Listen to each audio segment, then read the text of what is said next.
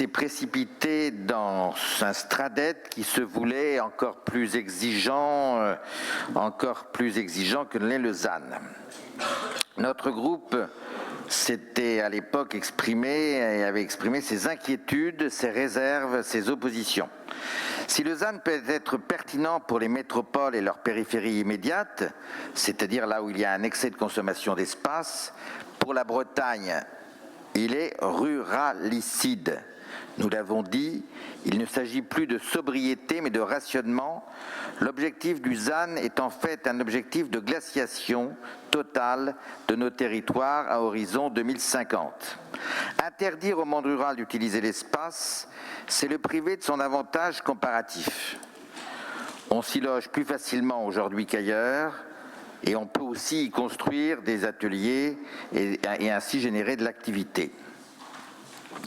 Le ZAN entraînera une fermeture des classes pour une bonne raison très simple. Il n'y aura plus d'enfants parce que tout simplement les familles ne pourront plus s'installer. Il existe une aspiration bretonne à la maison individuelle et à l'accession à la propriété qui demeure un élément de protection face aux aléas de la vie. Nous n'avons pas à changer cela, nous devons respecter le choix de nos compatriotes et faire en sorte qu'ils puissent se réaliser. La Bretagne est certainement la région la plus pénalisée par le ZAN.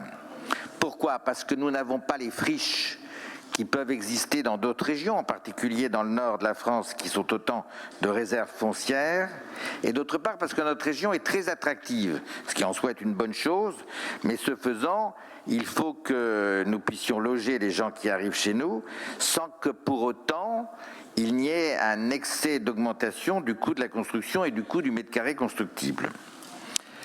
Alors, depuis son adoption, depuis l'adoption du ZAN, les choses ont évolué. Le 18 mars dernier, le Sénat a adopté une proposition de loi, trajectoire de réduction de l'artificialisation concertée avec les élus, dite TRACE. Cette proposition ne supprime pas totalement l'objectif, mais le rend plus accessible et supprime en particulier l'objectif intermédiaire de 2031 pour un jalon en 2034 et accorde, et c'est ça le plus important, des exceptions aux ZAN pour l'industrie et pour le logement social.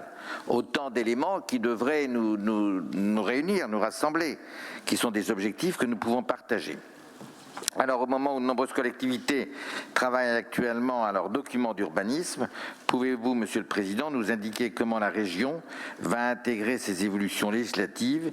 Il y a urgence pour répondre aux attentes des familles, des entreprises et des élus locaux. Merci, cher Marc Le Fur.